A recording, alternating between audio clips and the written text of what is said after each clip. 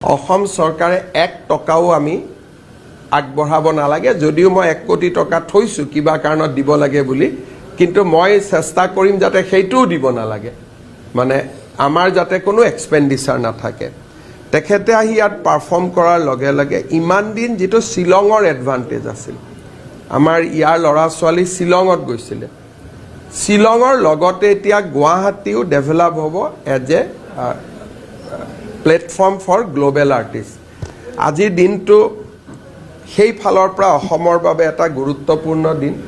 কিন্তু মোৰ এজ 56 মই পোষ্ট মেলন মানে কি মই ভালকৈ বুজিও নাপাওঁ উইথ ডিউ ৰেসপেক্ট টু হিম পৰখি দিনাখন মই ইউটিউবত চাইছিলো যে তেখেত কোন বা কেনেকে আবু ধাবিত তেওঁ গান গাই আছিল আৰু ইমান ক্ৰাউড ভাবিব নোৱাৰি গতিকে ডেফিনেটলি গুৱাহাটীত কিবা এটা ভাল পাৰফৰমেন্স আজি হ'ব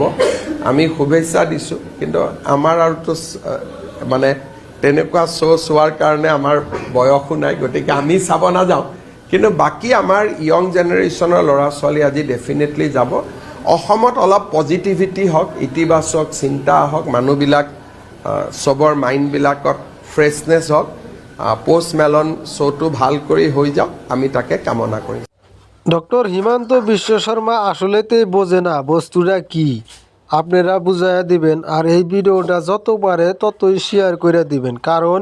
হিমন্ত বিশ্ব শর্মা যাতে বোঝে বস্তুগুলা কি